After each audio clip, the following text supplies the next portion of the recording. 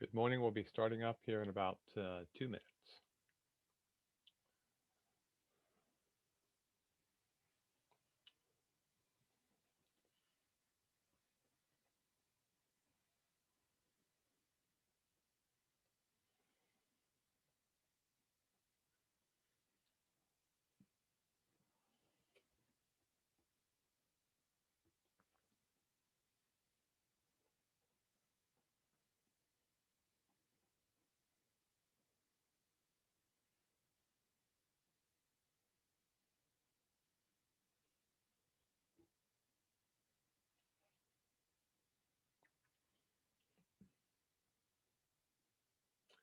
We'll be starting up in about 1 minute.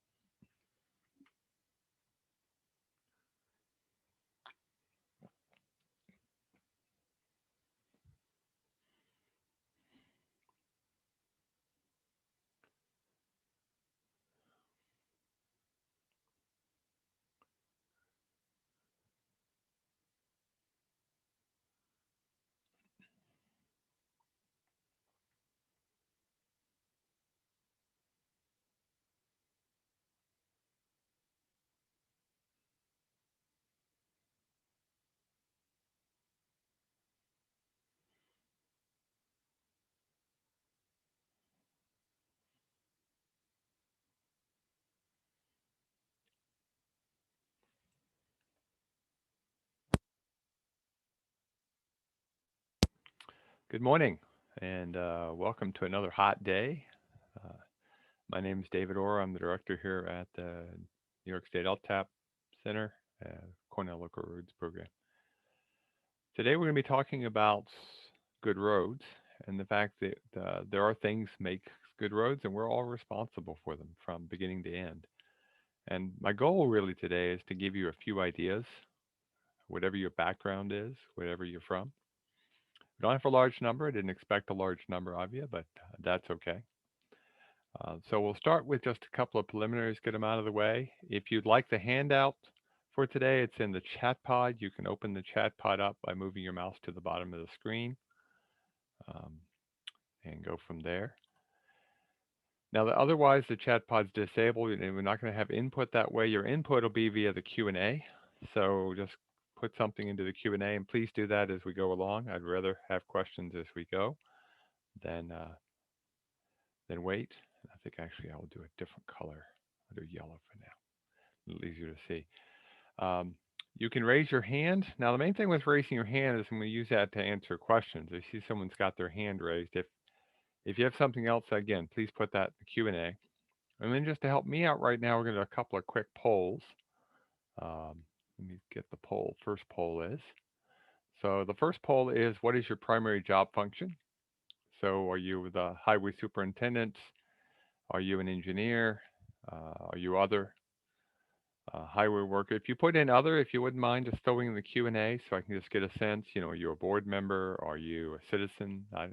Just trying to get a sense of some of the slides. I'll say things different depending on who's on the thing today.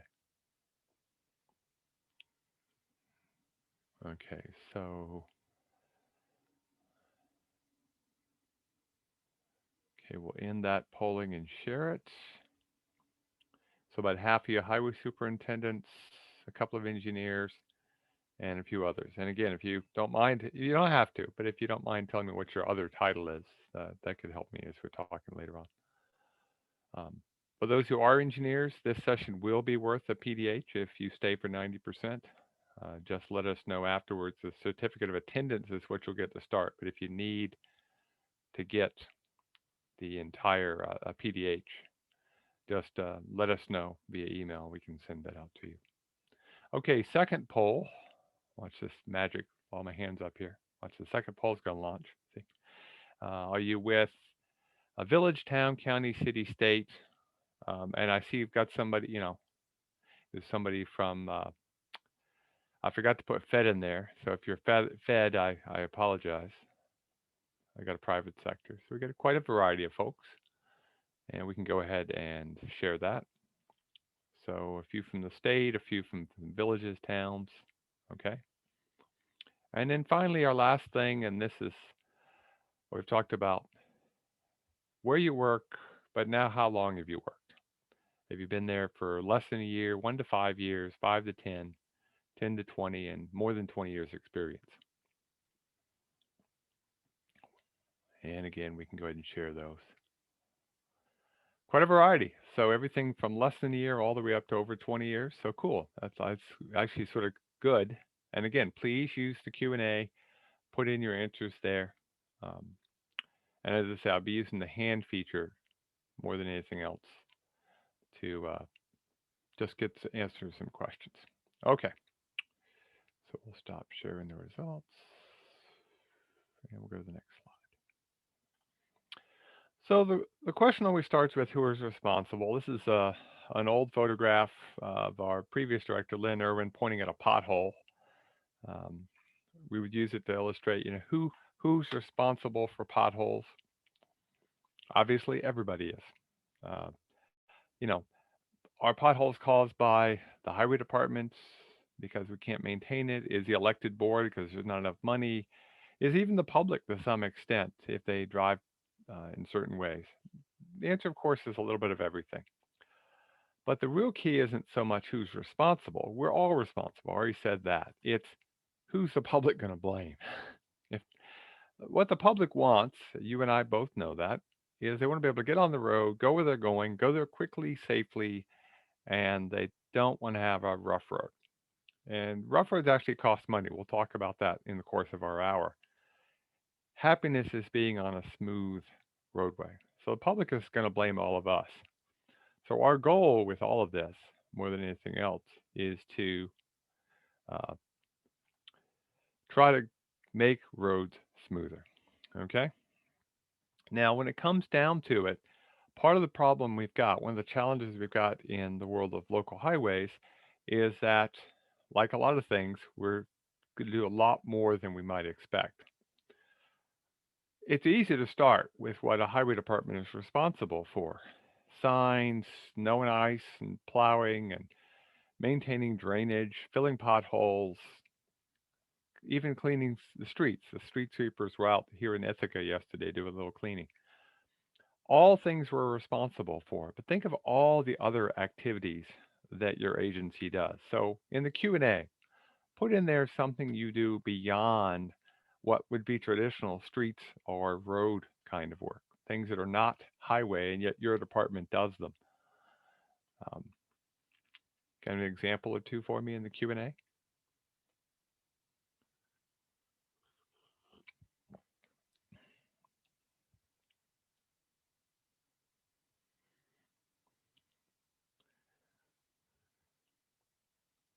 Just thinking, maybe we're lucky today and we just have highway.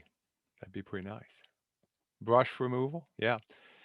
Now, brush removal can be a highway function if it's improving sight distance or taking care of safety issues. But a lot of times it goes well beyond that. A lot of towns and cities and villages pick up brush that people bring to the roadway. And as long as it's for everybody, yeah, that's okay. But that takes away the time to do your other work. And we could actually make a list of those things. In some of our workshops, we do that. We'll make a list of activities beyond highway responsibilities, and it's amazing.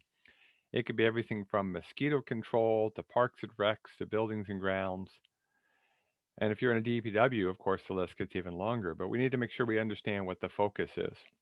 In this case, we're focused on good roads. So I put together many years ago my top 10 for good roads. Okay. And somebody, by the way, in the Q&A put brush pickup, village cemetery, clearing sidewalks. It's not road. Yeah, it's not a street function to clear the sidewalks of snow and maintain the monuments. So you have to balance all of these things. But this is my top 10 list. Okay. What I'm going to do is I'm going to give you my top 10 in reverse order, sort of a top 10 countdown like they used to do on the old late night show. And you see top 10 list all the time. We'll see if you can figure out what my number one is before we get there and what you think your number one is. And if I miss something, please tell me. But this is my top 10. And what I want to do in our time together is go through this and help you understand why I put this in this order, but also why these are important. Every one of these is important, and the order could change slightly in some cases. My top three have never changed. They're always my three most important, but the order may change slightly depending on certain things. And somebody put in safety. Hey, they're thinking. Safety generally is my number one. I'll go ahead and give you the hint on that particular one, but we'll see about the others where they fit in the list. My number 10 is standards. We have to have standards to start. That's absolutely key. If you don't have good standards, you really don't know what you're working against. Okay? For most of these, I'll throw you a fun quote. This is from Samuel Goldman, as in MGM. You've heard of them. A verbal contract isn't worth the paper it is written on. Having standards is really key, and written standards is even more important. So we all know what the goal is. We're all on the same page. Now, this is what most roads look like outside of cities. A little over 100 years ago, we've showed this slide quite often. It comes from the American Road and Transportation Builders Association, or ARTBA, in some publications they put out. And there was a movement in the late 1800s, early 1900s to build good roads. Well, we did it. We did a better job. We got better roads. We got federal monies involved. We got state monies. We created a town and county highway system that's the more modern one that we have, the one we have now. And so things changed. And as things changed, it became pretty important to get good roads. And of course, the biggest change was after World War II, we built the interstate system, and those roads were much bigger and thicker for moving vehicles and trucks.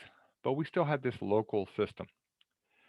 And whether the road is high volume like the interstate or low volume like that really bad gravel road, there are standards that we should follow. And you see roads all the time, and you have to ask, does the road meet the standard? Well, if you don't have one, how do you know? And if something happens later on, whose standard are you going to follow? So standards are important, but we also have to have flexibility in our standards and realize not every single road is going to be built to the same level. What is appropriate? This is a village street that, as you can see, only is paved maybe 14 feet wide, but it's a dead end roadway most of the time, so that's fine. But they've got this extra wide shoulder on the one side, so they've almost got 20 feet of clearance. Why would you need 20 feet of clearance on a dead end road with about 8 or 9 houses on it? What do you think? Why would you need that's a lot of width on a dead end village street? Um, why do you think they have that much space between essentially two-way traffic and industrial delivery? Yeah, it's two-way, of course, because it's dead end, but the real key is behind me, from where I took the photograph, is the back entrance to the sewage plant. And not very often, once a year, once every other year, they needed to get in there to do maintenance, and this was the only access. They couldn't get to it from the other side where the people would come in to work. So this is the access point. And so you needed an extra width. You didn't need to pave it, you just needed gravel. So that's how they decided to do it. They just put an extra wide shoulder in there, and so that they go in certain times a year. So it's appropriate. And that's the key. The biggest issue I see with standards when I go around New York State is we need appropriate standards, standards that match your own road system, match your own streets. There's something called the AASHTO Green Book. This is the American Association of State Highway and Transportation Officials. And if you're interested, it's in the handout, it's in the chat pod. You can get a link to it. This is essentially the state's highway design manual. Okay?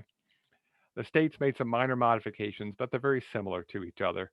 And they're designed for the higher volume roadways, our collectors and arterials. That same AASHTO group has developed low volume standards, and they came out with the most recent version in 2019. And those low volume standards are valuable up to about, let me see if my pen will work today. And my comma didn't come out very well, so let me get my comma there. 2,000 vehicles per day. Okay. Now, those standards are pretty good. They actually come from New York. If you know the history, there's actually a set of standards that was developed here in New York State called the guidelines, and we actually have them on our website. They were designed around the concept of 400 vehicles a day, and 400 is another good cutoff. 400 would be sort of very low volume. 2,000 is sort of the upper limit of low volume, but there are standards that are already out there. You don't have to go and reinvent the wheel. You could develop your own, but what we advise you to do is find other standards and pull from them. We have on our website, and it's one of the handouts, is a set of standards that take advantage of that little green book, as it's sometimes called, the one from AASHTO, some things from the State Highway Design Manual, and some things from these guidelines that were developed here by the first Governor Cuomo's administration. So you need standards for your roads, for geometry, and we just had a training session on that. If you're interested, a recording of it is available on our website, or you can ask us questions. But you also need standards for your construction and your material standards. And again, we appoint people to the state spec because most contractors know the state spec, but you need a set of standards that you can use and you can follow and you can have for plans. So standards are pretty important. Okay. Number 9 is legal issues. Now, legal issues come up a lot when we have our highway school. The legal panel is always the most popular session. Legal is important, but be careful that it doesn't drive too much of what we do. Now, my fun quote for this one is the sausage law. I had a grandfather on one side of my family who was a meat packer, and a grandfather on the other side ran a labor organization of state employees in the state of Georgia. And so I love the sausage law. People who like sausage and respect the law should never watch either being made. Uh, it's a bit of fun, but also some reality to it. It can be a bit of a messy process, but realize what the law really means. The law isn't quite what you think. There's obviously state law and local statutes, but there's also regulations. As long as they don't conflict with state or federal laws, you can have regulations. And then, of course, and I'm not going to get into too much, there's the case law that comes from court decisions where a law is written, it's not the clearest, and it can create some confusion. And I'll come back to, I think, the most important example in the world of highways here in just a second. But those laws and regulations lead to things we need to think about and follow. One that every highway official needs to be aware of, for instance, is your purchasing policy. What is your purchasing policy? What can you go out and just purchase? What's the dollar limit? And you should have a dollar limit where you can go out and you can buy something that's needed for the highway purpose. Okay. It might be as little as a few dollars. Most agencies, it's a little higher than that. It's in the $100, $200 range. You can just go purchase it. Some it's up towards $1,000. But generally, at some point, you're like, no, you got to have more than just go purchase it. So you have to go get quotes that are just call somebody up and get 2 or 3 people to give you what's called an oral quote. You have to write that down and document it, but you don't have to have them formally submit something. At some point, usually in the, as I say, depends on the agency, $1,000 to $2,000 to $3,000 range. Though I've seen 5,000 used as well. You have to go get a written quote where you have to have it in writing. It's not a formal process, but it's still something in writing, and you choose the lowest. And then finally, you got to go bids. Okay, you have to bid out items in New York State law that cost more than what? Does anybody know what the bid limits are here in New York State? Anybody know the bid limits? You can put that in the Q&A. You have to go out for a bid with some exceptions. I'll give you a few of the exceptions. 300,000, that's whether you can use local dollars. That $300,000 that somebody put in the Q&A, that is a number that shows up. That's whether you're using CHIPS funds, and some federal projects where you have to go out for bidding. You can't do local force account. No, I'm talking if you're purchasing a truck, you're purchasing an item, a physical thing, okay? It's above 10K, you got to go and you got to go get a bid. If you're purchasing public works, that you can do for up to $35,000.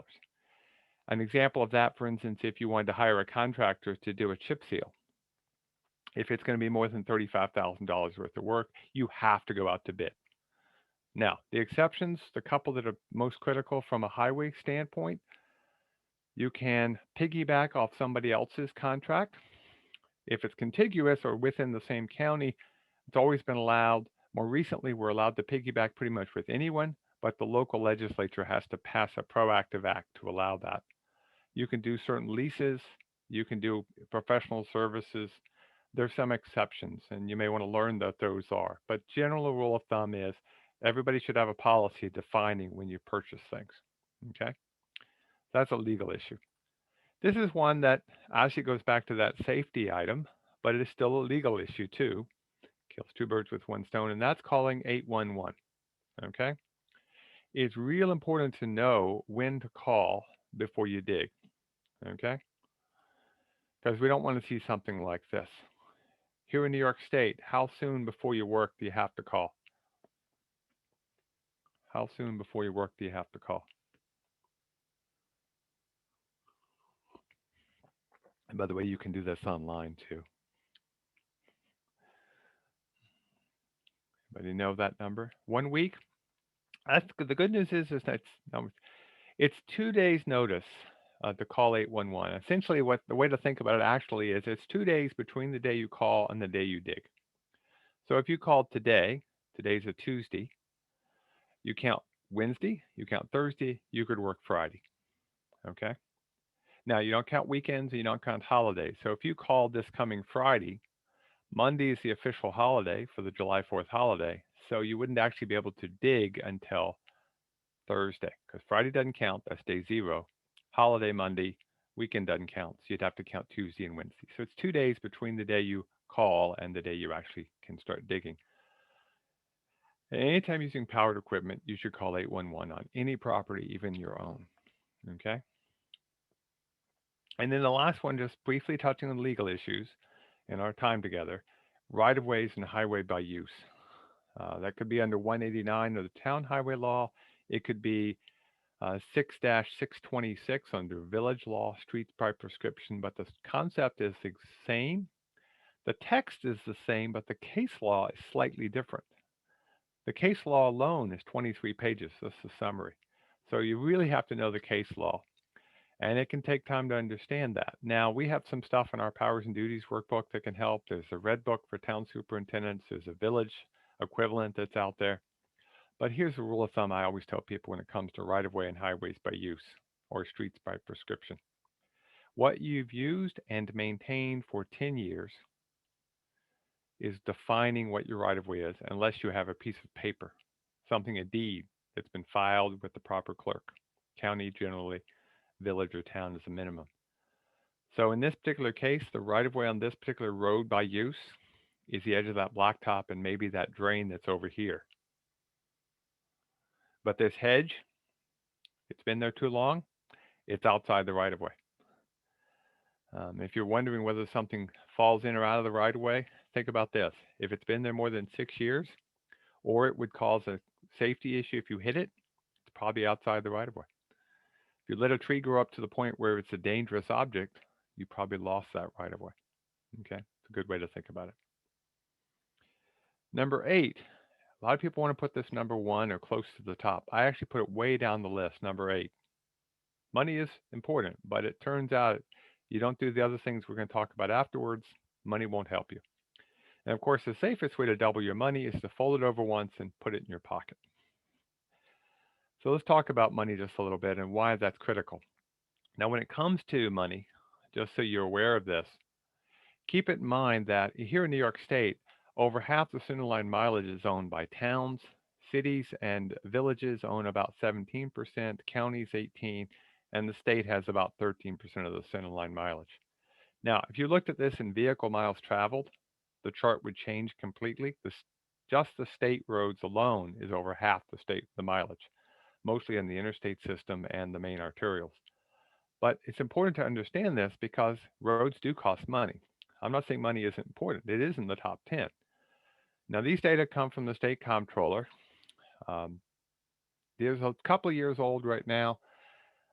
We're almost done with some reanalysis of this data. It has changed some, but surprisingly little.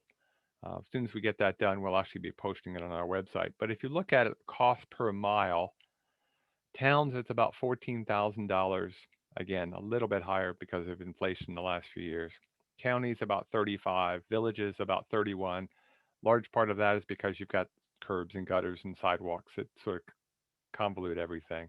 And cities a little bit more, partly because of more traffic, if you think about it that way. This is not, by the way, how much we should be spending. That's a totally different calculation in a totally different webinar. But just want you to realize that if you look at your budget and you're not near that average or you're not in the quartile range, you're off to one extreme or the other, you need to look at why. Do you have problems with level of service? People are demanding more of you, or do you have other issues? Something to think about. Now, the good news is if you look at it from a standpoint of cost per person, roads are cheap. They really are. We only spend about $200 uh, on town roads per person living in that town statewide. And I know we have county roads on top of the town roads, but even if you add those together, that's less than $1 per person per day. So our total cost for roads is really not that bad. It's less than a cost cup of coffee to get us from point A to point B. So money is important, but we got to take care of everything else first. And when it comes to financing, we have data like this for village cities and counties as well, but just realize where the money is coming from. For the vast majority of the towns and villages in New York State, the vast majority of the money comes from local sources, mostly property taxes, some sales taxes. In the case of towns, for instance, in 2016, almost 90% of the funding came from local sources, and most of that was property taxes. Very small wedge of federal aid, and then there is about 10%, which is state aid, mostly CHIPS and some of the newer programs that have come out, such as the touring route money that's brand new. That number may actually go slightly up when we look at the data for 2021 once the data is released. Okay. But when it comes to the cost of roads, it's not the cost to build them that I care about. It's the hidden cost of not building them that I worry about. Okay. There's a group called the Road Information Project, TRIP or TRIP, and they look at hidden cost of roughness, the cost of roads being unsafe, the cost of congestion. Okay. And when you start looking at those numbers, you realize there's an extra cost per driver, and that these data that I've got are from TRIP. They are not including New York City. I took New York City out because the congestion numbers alone cause New York City to be in a different planet. You can get those numbers if you want to, but looking at everything outside of New York City statewide, roughness cost us about $453 per driver. Uh, Safety is even more.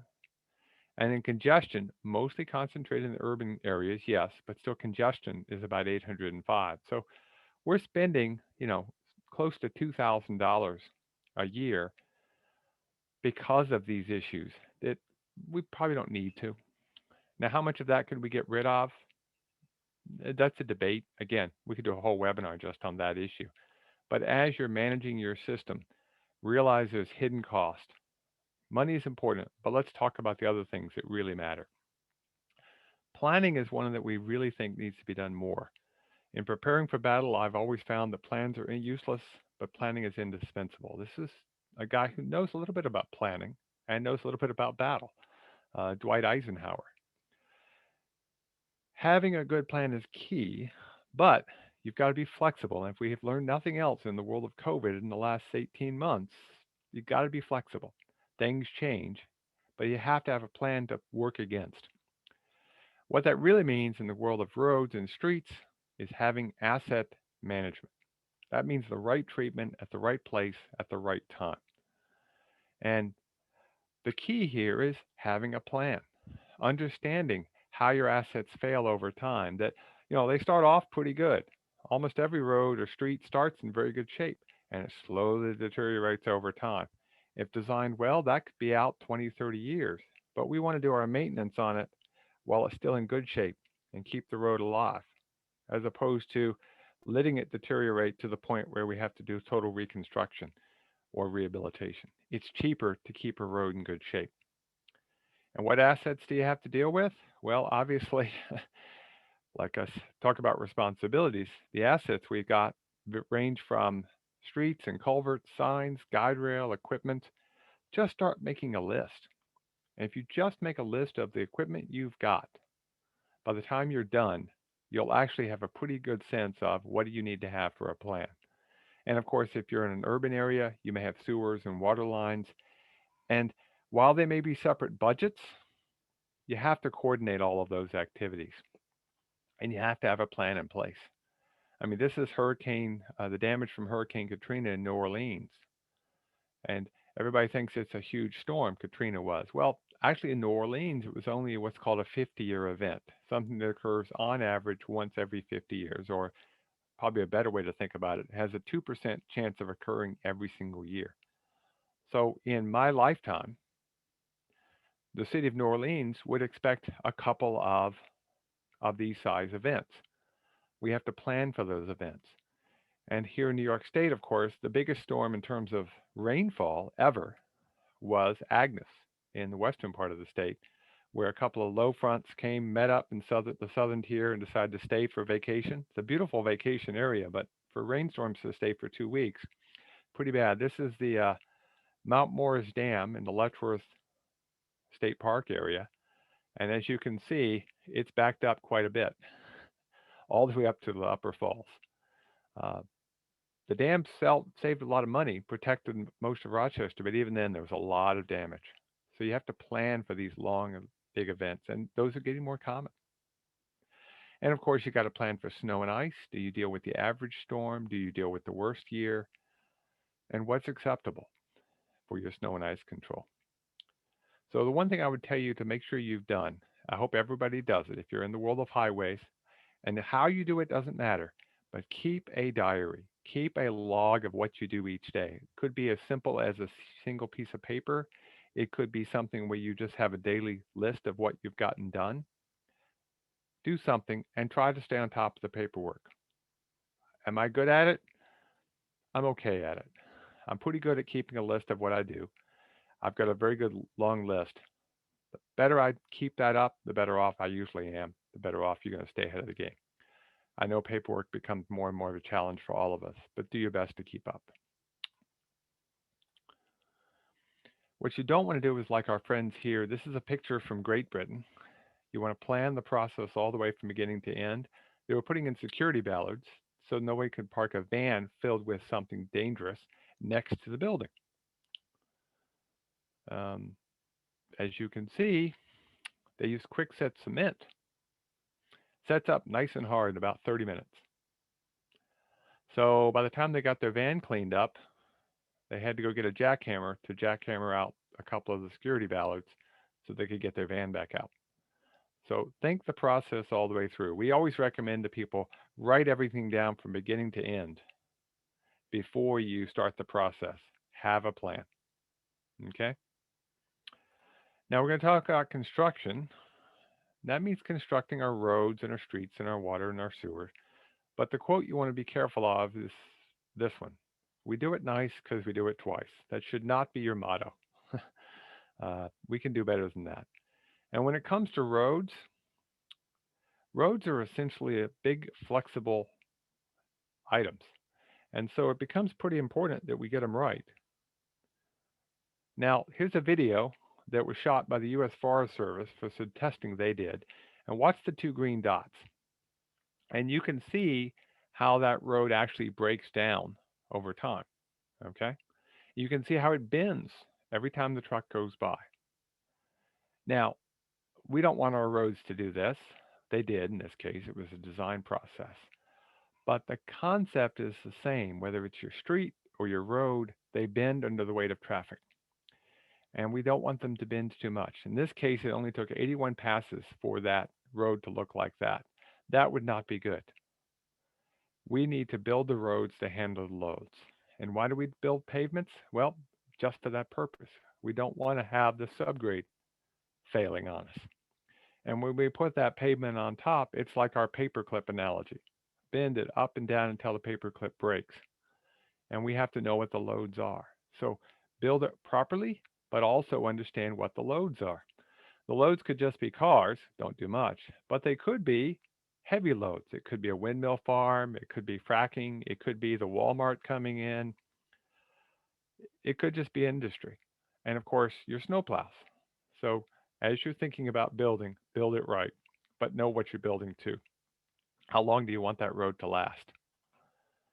And when you rebuild a roadway. If you've got good drainage and you've got a good base underneath, you can probably just keep recycling that road year after, decade after decade, and it'll be in pretty good shape. This happens to be in Fulton County where they did that, and it can actually last quite a bit. In terms of which rehabilitation or repair techniques should you use, goes back to our asset management, our planning process. It's the same answer. The right repair at the right place at the right time. Okay? Now, I talked about construction, but I also don't want to forget about maintenance. They go hand in hand. They're different, but they're very similar. And of course, in maintenance, there was an old ad back in the 1970s. They was selling oil filters, replace your filters on a regular basis. And the tagline was, you can pay me now or you can pay me later. And that's absolutely true. Maintenance is key. And we don't want to find out the hard way that something has failed. In this case, this is a fire truck heading to a fire. There was water in the road, and we say don't drive in the water in the road, but it's going to a fire. So they went ahead and slowly went through it. They found out the water line had failed and created a sinkhole, and they drove right into it. So we really need to keep on top of the maintenance on our roadways. As I said in asset management, it's cheaper to keep a road in good shape than to wait till it fails. So in terms of the pavement repair alternatives, we observe the pavement distress, we analyze the probable causes, and we evaluate the alternatives. And hopefully you've got a nice laundry list of alternatives that you can choose from doing nothing all the way up to total reconstruction. But the key in my mind is to choose the right repair. And I don't think this is the right repair. I know it's not. This is how a zebra gets its stripes, just crack repair by the ton, by the gallon. We need to do most of our maintenance earlier than we think. But the biggest thing is to choose the right repair and then do it correctly. Do it at the right time of year in the right way. This is a chip seal. I like the distance between the distributor and the chip spreader. Nice and short. The emulsion is brown when the rocks are put on it. There's rollers rolling it down. That's good. As opposed to, this is an old photograph that's in our files. Um, I purposely don't have a more modern one because I don't want to point out anything, but you do see this now and then where people are paving in the late fall. We've all done it. I've paved in a snowstorm myself. I'll admit it, because you're trying to button things up before the winter. But don't expect that road to last as long. You really need to be paving between Memorial Day and Labor Day with anything with emulsion. And hot mix paving, I know the plants stay open, but you should stop your hot mix paving by Columbus Day. The middle of October is sort of the end of when you really should be paving, depending on the year. You might get away with it a little longer, but the longer you go, the greater the risk that winter is going to hit, and then you're going to have problems. And whatever you're doing, do it well. Um, this is a road I walk when I go to work. Uh, it started a pothole, and everybody kept trying to patch it using the wrong patching technique. They would just come in here, they drive along, and they just throw the material in. Hence the name people call this, throw and go. And you can actually see the patch over here off to the side because they expected traffic to finish the compaction. It doesn't work. What happens is when you just throw it in the hole, traffic actually pops it right back out. It doesn't get proper compaction. You need to roll it. I got good news for you. If you use throw and roll techniques, okay, where you actually come in, you get a polymer patch. They cost more, yes, but you throw it in the hole, and now you roll over it with the back tire of your truck. Throw and roll is one of the most cost-effective techniques. And the polymer is activated by the high pressure tire, and you can walk away with knowing 80 to 90% of your patches will survive. There are good techniques out there. There's innovative techniques. Look for them and use them. Okay? Now, if you prefer to box this out and do a semi-permanent patch later on, sure, go for it. If you have a spray patch truck, that's also effective. But again, pick the technique and do it well. That's what I care about the most. Okay? And of course, the big thing is we need to do it sooner rather than later. So here we have 4 different roadways. And we've patched some of these things to death, like the little thing here on the bottom right, where you can see patch after patch after patch. There's probably something going on underneath. We've widened roadways out. So this roadway that was in the middle was in pretty good shape, but it got widened out to the side not very well. You've got to look at what's underneath. While that's actually a construction technique, the previous item, it's also a maintenance technique. Don't put a good maintenance product after a bad spot because now it's a bad technique. And we need to do it sooner. In this case, in the upper left, it looks like we've just got to box this out. It's probably already too late. This really should have been done a couple of years sooner. And the bottom left, if you see a roadway that starts to get a sort of mottled look when it dries out after a rainstorm, that's actually the time to do the maintenance before the cracking occurs, while the road is just a little need of maintenance, a chip seal, a flurry seal, a wearing course.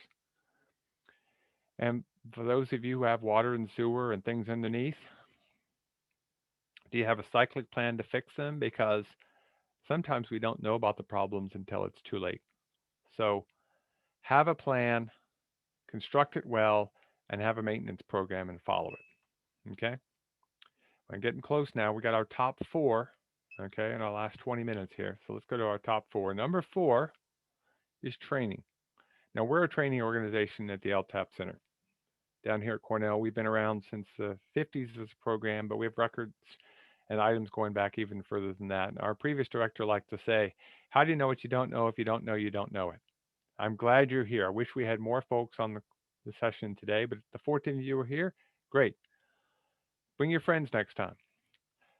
There's 2 things you can get from training. One is what you learn from someone like myself, but just as important is what you learn from your neighbors. Yes, it's hard in the world of the webinar. We know that, and we're actually going to talk about that in the communication section. But get training, because how do you know what you don't know? Better to ask. And this, as I say, we have information going back to 1905 here. This is from 1915. We know training works. Okay, somewhere in this photograph is the head of what today would be the state DOT. Okay, I can't quite make out who that is, but I know they were there and they were in the picture somewhere, but it's not quite labeled as well as I'd like. But the head of the DOT was here, gave the morning welcome that day. We need to get people in the room. We need to get them training. Now, the training could be everything from books to videos. Obviously, in COVID, we've done a lot of online and virtual training. You could do simulators, classrooms. I'm a big fan of on-the-job stuff. If you've got people working as a mentor program, you train your people in-house. You can do tailgate talks. If you're interested, we have literally, dozens of them on our website. And of course, you could do rodeos, equipment rodeos, snowplow rodeos. The key is train people. Go to training events, whether it's schools, workshops, conferences. There's regional government conferences as we get out of COVID that are all starting up. I know the 2 associations that are the highway associations are running their meetings, NICOM's Public Works School in the fall. There's vocational opportunities out there. And again, some on the job where they purposely put mentors and mentees together. You can do seminars like we have at the LTAP Center, the Department of Labor associations. Heck, the suppliers will do training. And they do some pretty darn good training. In fact, when it comes to the actual maintenance operations, they're some of the best training you can get. Or you could even talk to them about having somebody from your department be on the crew for a while. It's actually a pretty cool way to learn. Yeah, they're in the business of selling, but they're also in the business of doing it right because they know their best business is repeat customers. What other methods have y'all used to get your people trained? What other ways? In the Q&A, can someone throw me a, how else have you trained your people?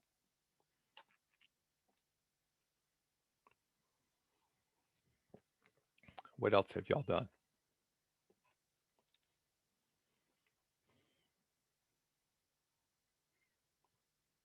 I know it didn't cover everything.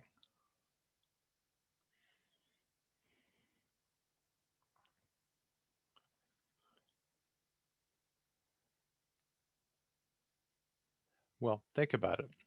There's no wrong way to train people because everybody learns differently, and find what works for yourself and for your staff and get everybody trained. Now, I know there are people who are already thinking, but if I train my people, they will leave. Possibly. Maybe it's good. It's actually okay if they leave. But think of it the other way. Yeah, somebody put in here on-site training, hands-on with a senior inspector, that mentor program. That's a great way to train people. They work together and they come up. This is the journeyman concept that you see from the trade guilds. Really a good way to learn, as long as they're learning good techniques. But think of this. If you train your people, they might leave. Yeah, that's true. But what if you don't train them and they stay? Everybody needs something. They need to learn something new. In my mind, I've had a good day when I've learned something, I've taught something, and everybody's had a laugh. Okay. Now, my top three, again, these orders will change slightly. Okay. Um, I have a question in here about low temperature asphalt mix. Now, that goes back a little bit, but again, I'm here to answer questions. If it's designed for low temperature, like a warm mix, great. I like warm mix. For those who are wondering, there's things called hot mix, warm mix, and cold mix. Warm mix is the new one. Cold mix is made with an emulsion. It's in the 140-degree Fahrenheit range. Hot mix is in the 300 degrees. We liquefy the asphalt by heating it up. Warm mix is in the middle. We heat it up a little bit. We add a chemical or we foam the stuff so we can coat the rocks and put it down. Works actually pretty cool, pretty well. You can actually use it pretty late in the fall because it's not as temperature prone if it's done properly. And that's the big key. So yeah, it can actually work pretty well if it meets the spec. Going all the way back to one of our earlier items, what are your specifications if you've got a good spec? So now in terms of communication, I've got this number three. Sometimes we'll move this to number two. In a couple of cases, I've even moved it up to number one short term. But number three is communications. And remember, well done is better than well said. You think about it. You don't see ads for Rolls Royce very often. And usually when Rolls Royce puts an ad out, it's because they've been doing something not well. And when arguing with a fool, make sure he isn't doing the same thing. We need to communicate, and we need to communicate with our customers. And our signs and our work are our primary communication tool. So when you see something like this, what are we telling the public? Okay, this is an infamous picture out of Arizona. But I hate to say it, I've got pictures from New York. I've got pictures from colleagues in other states. We communicate with them by what we do and how we do it and how we say. And don't say something that's not true. This came out, this is a water issue in Flint, Michigan, and they actually said Flint water is safe to drink, even though its lead content was 10, 20, 30, even 100 times greater than the allowable numbers. Talk to the public, be clear with them, be open, and what you do matters. Our primary communication tool as a highway and street person is the Manual of Uniform Traffic Control Devices, sometimes called MUCT, sometimes called MUTCD. But let's be honest, most people don't remember the term traffic control devices. You'll hear the term signs and signals or signs and markings. But the key is we're communicating with the public. So you're going to be putting up signs. All signs should fulfill a need. Don't put up a sign that doesn't fulfill a need. It should command attention, therefore following standards. It should convey a clear, simple meaning because you're going by it at 30, 40, 50 miles an hour. You don't have that much time. So it's got to be simple. It needs to be maintained well, command respect, that it's something you believe, and you got to place it so people have time to respond. I don't think this sign meets those requirements. It's like I'm throwing in the towel. So it really doesn't command respect. Think about that. Because what signs are, they're our primary communication tool. They communicate our regulations, they communicate our warnings, they communicate information to the public. But if you put up a dead end and a children at play sign on the same thing, what are we communicating? The people who live on the street don't like to slow down? Or I told you I had examples in New York where we couldn't move the stick or the critter, in this case a stick. Um, or this one of my favorites, somebody sent us. Huh? We're communicating we don't know where we're going? Now, you can find these, but we need to give good, clear, easy to understand information to people. Sign that says sharp bend, and this is an actual picture. This is not made up. They were doing bridge work. They're redoing this bridge again. This time they've done a better job. Now, I'd like to see more than even what they're doing now. I'd actually like to see big chevrons and arrows and an advance warning sign, because while the bridge is closed, the road actually is turning. So why not go ahead and treat it like a sharp corner and put up all the signage as if it were a sharp corner? You'd still leave the bridge closed up. But again, think about the public. Think about what you're communicating. Think about your advanced signage in your work zones. Uh, a piece of yellow tape doesn't count. A little sign that says bump in pink paste spray paint, and that's not going to help. Put up the proper signage with the proper advanced postings, and there are standards for that, and some of them are referenced in your handout. But if you have any questions on those, that's where those standards come back into play. And the thing I see in the work zones, if I had to pick the one thing we don't do very well, especially on our higher speed roadways, is we don't give enough buffer distance between the beginning of the work zone and the actual work itself. We tend to want to put things into that buffer zone. Now, we'll see if my video will play here, but watch how far this crash vehicle on the interstate goes after it gets struck. Now, remember, there's no brake until he actually gets hit, and then he pushes the brake down. But you can see he still went forward, even with all that crash attenuator at the end, over 150 feet. Okay? So keep that in mind. Put a good buffer space in. And if you got people out flagging, have them stand in a visible location, but please have them wearing a proper equipment. Command respect, remember. The same thing is true with our flaggers as it is for signs. They got to command respect, convey a clear, simple meaning, and they need to be standing where they're safe. This flagger, not only is the vest out of date, they've got a death wish. Look where they're standing. Where should that flagger be standing? Where should that flagger be standing? I'm going to do a stick figure here. I apologize. I'm not the best drawer in the world. That's why I use pictures. The flagger should be standing over here. So that if somebody, on the shoulder. So if somebody goes by them, they don't get struck. Okay? So keep that in mind. We are working together. We communicate by how we do that for shared services. This case, the road was a detour. The detour included a county road, a couple of town roads, off a state highway. We have to work together, and that's part of this communication process. We have to be ready for emergencies. And who knows what the emergency is going to be? It could just be a crash or a flood, which we're used to, or a snow event. But yeah, obviously in the last 18 months, we've had to deal with this emergency that's just upended everything. Are you ready for the next emergency? And that's part of communication. Now, our top two, somebody already said safety, so you've probably figured out drainage is my number two. People like to joke drainage is the only thing that matters for road building, but communications and safety are pretty important. But when it comes to drainage, we can always go with George Carlin, the weather forecast for tonight, dark. Or the other one, it takes a fool to test how deep the water is with both feet.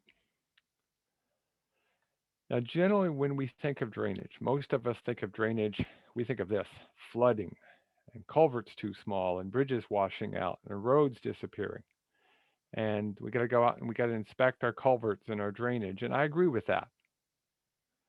And we have to install them properly, that construction issue.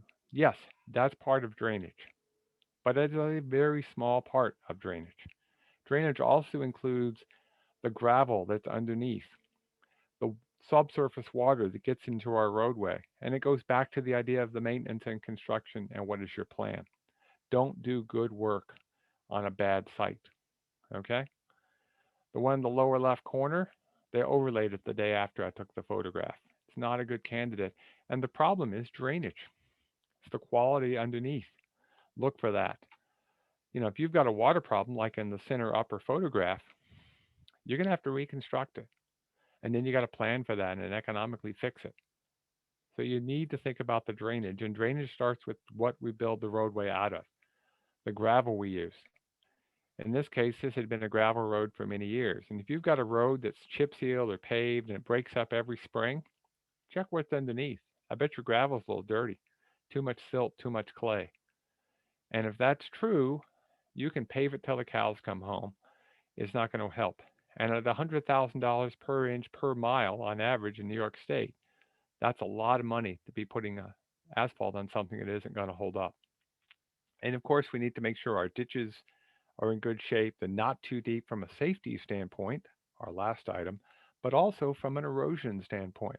Because you and I both know this is going to disappear. In fact, I got a statistic for you. 1 mile of ditch, 1 acre of land. Before you can detect the erosion, you're going to have erosion occur. How much erosion do you think take place in 1 mile of ditch or 1 acre of land before you can detect it? Before your eye says, hey, erosion has occurred. How much material do you think is washed away in a mile of ditch?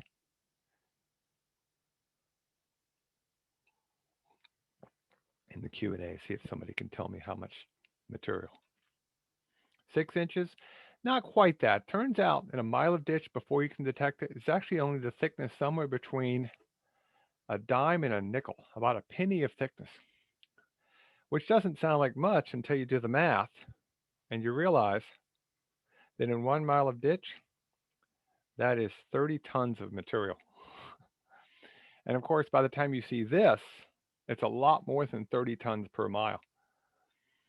So it's pretty amazing how much erosion can occur. So don't overdig your ditches. Most are too deep. Keep them shallow, keep them vegetated. In this case, they came in, they put in pipe, and I took this photograph about 2 months ago. So, they filled it in. It's safe now. That's good, but it was a lot of money to get there. Better to have a plan in place. And that brings us to safety. I have every sympathy with the American who was so horrified by what he read about the effects of smoking that he gave up reading.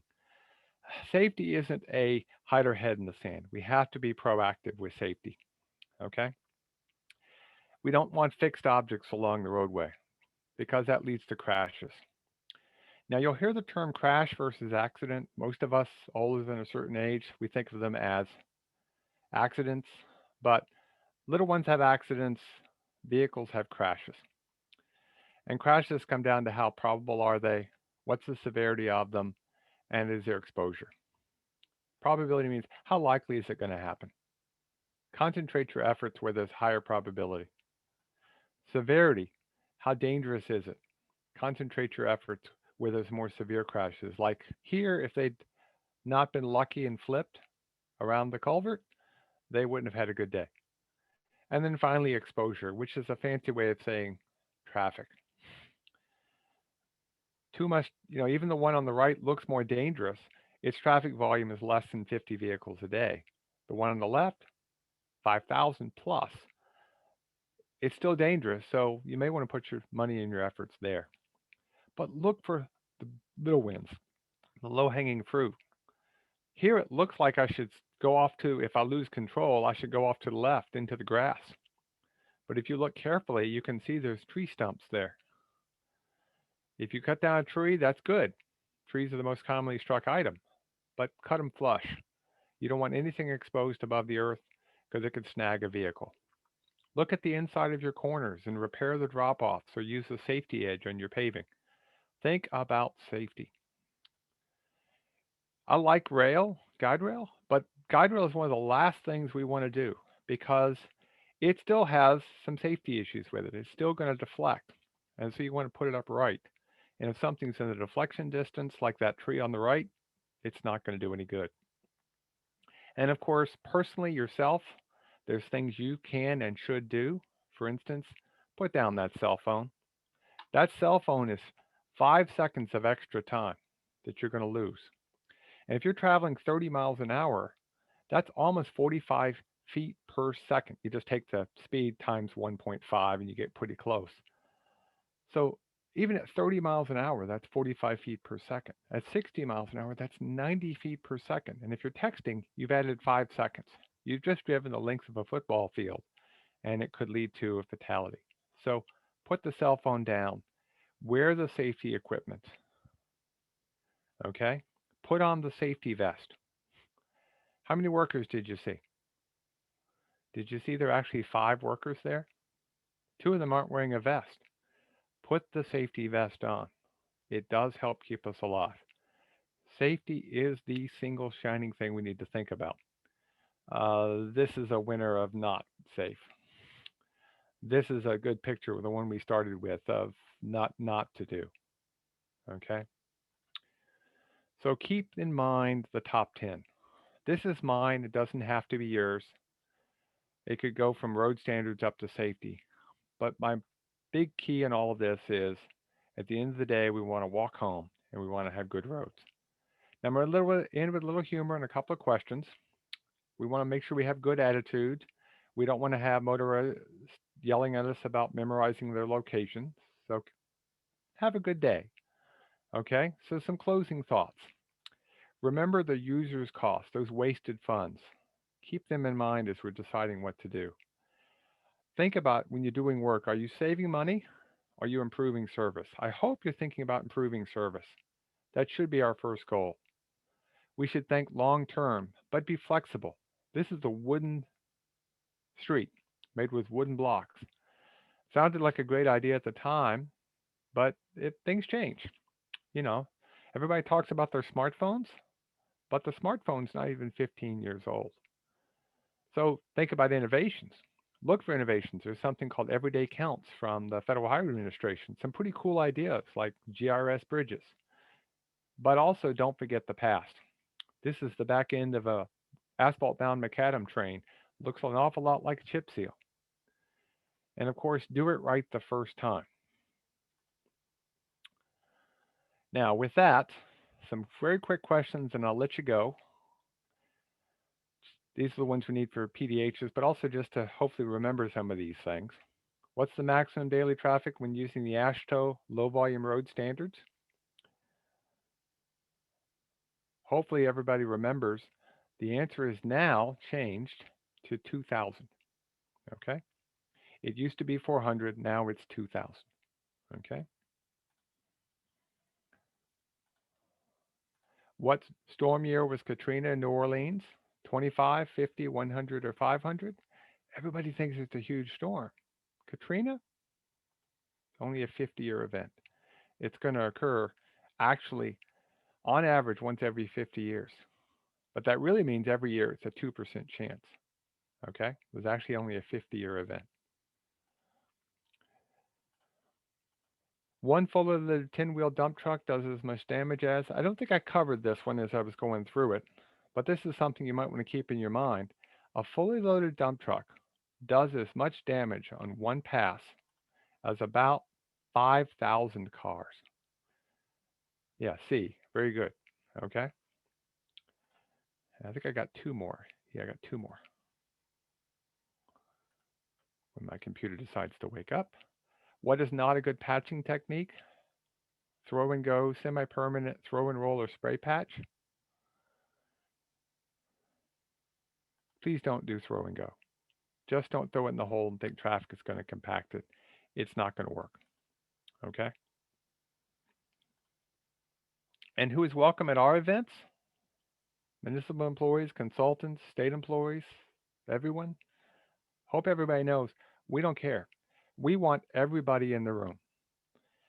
And by the way, most of us think about in the training world think that way. Get in the room, talk to people. It makes a big difference because it's that communication issue. Because how do we communicate the most? Well, it's not verbally, it's not in writing, it's non-verbally. That's what's made COVID so challenging because the most of the cues we've got available to us are gone, the nonverbal stuff. I can't see you.